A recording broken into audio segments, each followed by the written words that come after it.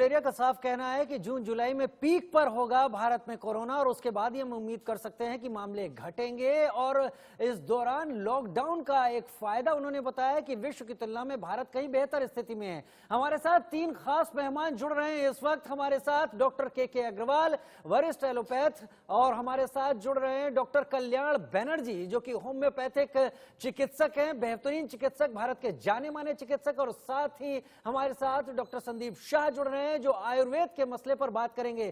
तीन अलग अलग विधाएं स्वास्थ्य की, और ये तीनों बेहतरीन डॉक्टर इस वक्त इंडिया न्यूज पर मौजूद हैं। तो अपना टीवी स्क्रीन खोलिए और इनकी उन बातों को जरूर नोट कीजिए जो ये आपको कोरोना काल में संक्रमित होने से बचने के लिए बताएंगे। सबसे पहले डॉक्टर के अग्रवाल आपसे बात करूं, 3,500 मामले आए हैं पिछले 24 घंटों में, यानी पीक पर हम जाना शुरू कर चुके हैं। और अगर वहीं रणदीप गुलेरिया की बात करें, एम्स के डायरेक्टर, वो कह रहे हैं जून जुलाई में हम पीक पर होंगे। सवाल ये है कि गर्मी का मौसम है और अधिकतर लोग कोशिश कर रहे हैं कूलर या एसी का इंतजाम करके किसी तरह गर्मी से निजात पाने की। ये एसी इफेक्ट जो है, एयर कंडीशनर इफेक्ट जो है, ये कोरोना से बचने में हमारे लिए क्या मददगार है, क्या नुकसानदेह है? आप एयर कंडीशनर के इस्तेमाल को किस तरह से देखते हैं?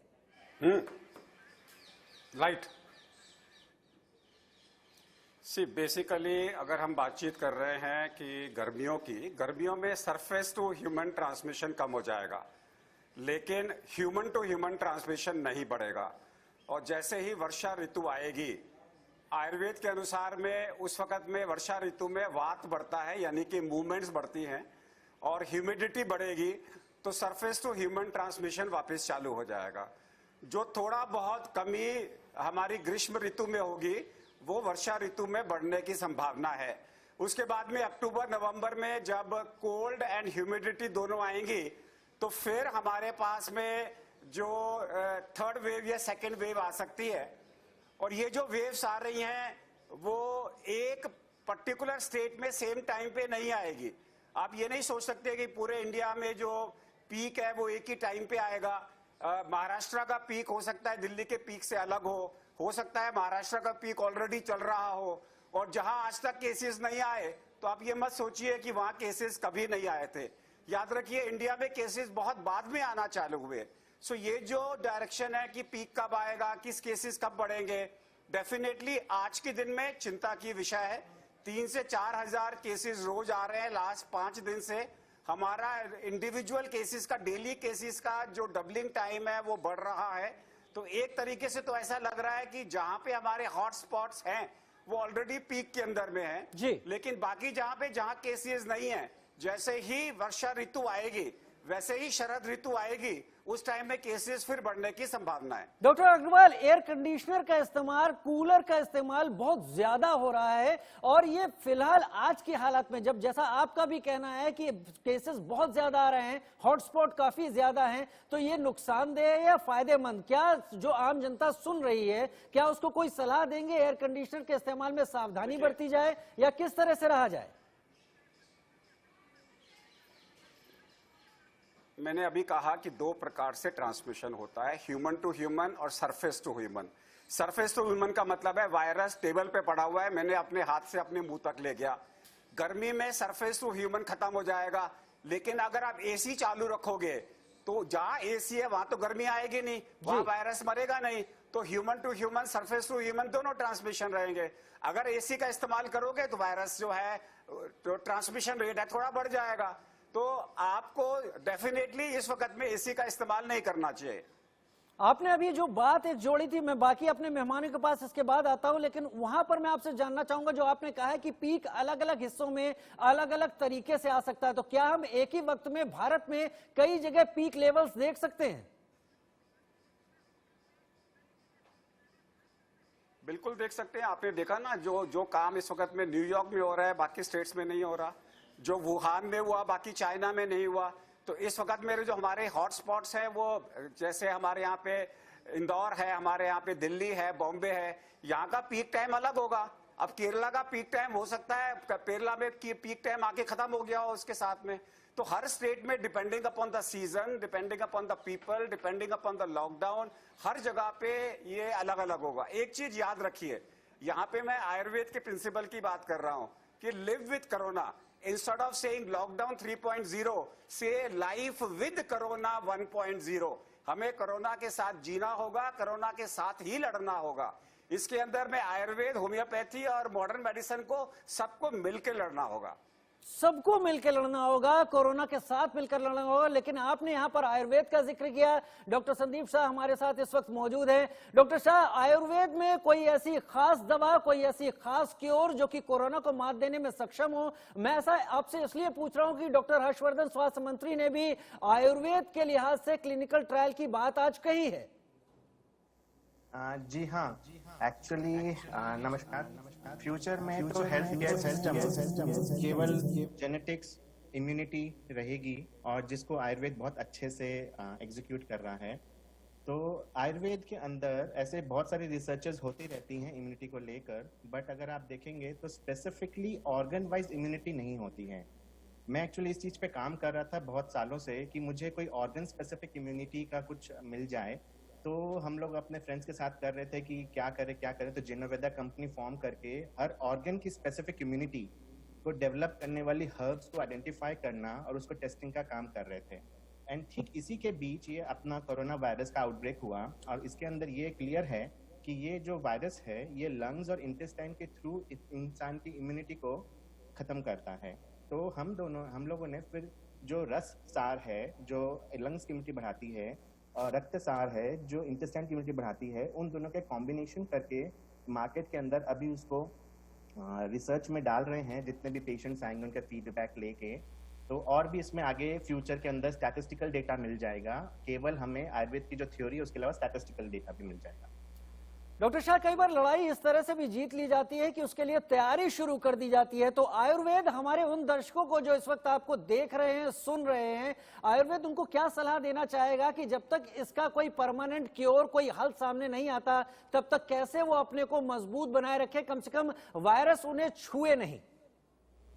देखिए, सबसे इम्पोर्टेंटली आयुर्वेद के अंदर होता है इम्यूनिटी बढ़ाने के लिए डाइट और लाइफस्टाइल के बारे में जो आप पहले स्टार्टिंग से इसका शो का स्टार्ट कर रहे थे एसी को लेकर, उसके बारे में बताना चाहूँगा। जैसे ये बीमारी आयुर्वेद के पॉइंट ऑफ व्यू से कफ वात की है और ये जो एसी है या एसी क्या करता है, अंदर बॉडी के रस को चूस लेता है जिससे इम्यूनिटी वीक होती है। एंड सेकेंडली, अगर कूलर ज़्यादा यूज़ करते हैं तो उससे ब्लॉकेज क्रिएट होती है जिससे again nutrition and immunity pool को प्रॉब्लम होती है क्रिएट करने में। तो मैं ये नहीं बोलूँगा कि एकदम इस्तेमाल ना करें बिकॉज ये प्रैक्टिकल एडवाइस नहीं होगी, बट उसको सावधानी से इस्तेमाल करें, थोड़ी देर इस्तेमाल करके बंद कर दें जिससे बॉडी की उसकी इम्यून सिस्टम वापस से रिगेन कर सके। ये एक हो गई एसी और कूलर की लाइफस्टाइल। इसके अलावा सबसे ज़्यादा जो मैं देख रहा हूँ मेरे आसपास और मेरे फ्रेंड्स जितने भी हैं, उन्होंने अपना सोने का पैटर्न सबसे ज़्यादा चेंज कर दिया। वो रात को देर तक जगते हैं, रात को दिन में देर तक सोते हैं और ये पूरा रूटीन चेंज कर दिया बिकॉज वो घर पर ही रह के काम कर रहे हैं। जैसा कि सर ने बोला, लिव विथ कोरोना। अब हमें कोरोना को ही एक लाइफ का एक हिस्सा मान के इसी के साथ हमें अपने जो रूटीन फॉलो कर रहे थे पहले, अपने टाइम पे उठना, सूर्योदय के समय टाइम पे सोना, ये भी बहुत इंपॉर्टेंट है। और इसी के साथ फूड डाइट्स के अंदर जो होती है, और इसमें सबसे इंपॉर्टेंट डाइट में रहेगा 3 चीजें रहेंगी सबसे इंपॉर्टेंटली। सबसे पहली है अदरक, सौंठ, एक्चुअली प्रॉपर गीला अदरक नहीं, जो सूखा हुआ पाउडर अदरक है वो इसमें बहुत अच्छा काम करता है। और उसके अलावा काली मिर्च, ये दोनों चीज़ें बहुत बढ़िया काम करेगी। इसके साथ जो आयुर्वेद में बहुत अच्छे स्पेसिफिक इम्यूनिटी बूस्टर जो हमने अपनी मेडिसिन में भी यूज़ की हैं वो है गिलोय, गुड़ूची, उसको यूज़ करें। नहीं हो तो घर में तुलसी बहुत अच्छी चीज़ है, अगर रोज आप तुलसी का काढ़ा बना के पीते हैं तो वो इस तरह के वायरल की चीज़ों में हेल्प करता है। डॉक्टर शाह, आप अदरक की बात कर रहे हैं और उसके सौंठ के जो उसका रूप हो जाता है, जो सूखी अदरक होती है और काली मिर्च होती है, इसका सेवन किस तरह से हमारे दर्शक करें कि कम से कम अपना इम्यून स्ट्रॉन्ग कर लें? 2 तरीके से, दोनों को मिला के टोटल 5 ग्राम्स पूरे दिन भर में जानी चाहिए। या तो आप इसको फांकी ले सकते हैं दिन में 2 बार, सुबह ब्रेकफास्ट के बाद और शाम को डिनर के बाद, या फिर आप इसका काढ़ा बना के भी ले सकते हैं। पानी में 1 गिलास पानी में डाल दीजिए, दोनों मिला के 2.5 ग्राम, और पानी 1 गिलास पानी 200 ml को उबाल के आधा 100 ml कर लीजिए और फिर इसको पीजिए रोज सुबह खाली पेट 1 बार। इससे भी ये सारा काम एक्चुअली अचीव कर सकते हैं। इनमें तुलसी भी एक है जो चीज़ है, 4-5 पत्ते रोज अगर तुलसी को तुलसी को चबाएं नहीं, तुलसी को केवल काढ़ा बना के आप पी लीजिए या तोड़ के गटक लीजिए, इससे भी हमें इसी तरह का फायदा मिल सकता है। तुलसी, अदरक और काली मिर्च अगर काढ़ा बनाकर आप पीते हैं, आयुर्वेदाचार्य हमारे साथ डॉक्टर संदीप शाह हैं और वो साफ साफ बता रहे हैं कि हम स्ट्रांग होंगे, लड़ पाएंगे। डॉक्टर कल्याण बनर्जी भी हमारे साथ जुड़े हुए हैं। नामचीन एक बड़ा नाम है होम्योपैथिक, जहां तक स्वास्थ्य सेवाओं की एक विधा है, होम्योपैथिक से इलाज करते हैं। डॉक्टर कल्याण बनर्जी, होम्योपैथिक के बारे में अक्सर ये बात कही जाती है कि होम्योपैथिक से अगर आप इलाज करा रहे हैं तो एक लंबे इलाज की उम्मीद कीजिए जिससे कि पूरी तरह से होम्योपैथिक उसे जड़ से खत्म कर दे। लेकिन कोरोना एक ऐसी आपदा आई है कि लोगों को इसके इलाज की तुरंत जरूरत है। लोग चाहते हैं तुरंत इससे इम्यूनिटी हासिल हो, कम से कम कोरोना के वो चक्कर में या कोरोना के झांसे में इसमें फंसे ना, कोरोना के किसी प्रकोप में। होम्योपैथी के पास किस तरह के इलाज हैं डॉक्टर बनर्जी? वायरस है, अदर वैरायटीज वायरस का अच्छा इलाज। हम लोग जो अभी दवाई यूज करते हैं कोरोना को ये इम्यूनिटी बढ़ाने का जो दवाई हम लोग यूज करते हैं, ये लंग्स, इंटेस्टाइन, किडनी को इम्यूनिटी बढ़ाता है, स्ट्रॉन्ग करता है और वो जल्दी फेलियर होने में नहीं जाने देता है। तो इसके लिए हम बेसिकली 3 दवाई यूज करते हैं। आर्सेनिक मॉर्निंग में, लाइकोपोडियम इवनिंग में अराउंड 4-5 o'clock, और यूपेटोरियम पर 30 रात को 7-8 बजे यूज करते हैं। ये डॉक्टर बनर्जी, हम आपके पास एक बार फिर से आने की कोशिश करेंगे। आपकी आवाज थोड़ी साफ नहीं आ रही है, बहुत जल्द कोशिश करते हैं आप तक आने की। लेकिन डॉक्टर अग्रवाल, आप मेरे साथ लगातार जुड़े हुए हैं। डॉक्टर अग्रवाल, बहुत सारे लोग हैं जो अब जिस तरह से कोरोना के मामले आ रहे हैं तो एक शब्द निकलकर सामने आ रहा है कि हम इससे इस तरह से भी जीत सकते हैं कि हम एक हर्ड इम्यूनिटी डेवलप कर लें। ये हर्ड इम्यूनिटी होती क्या चीज है और अगर ये डेवलप हो जाती है तो कितना फायदा होता है?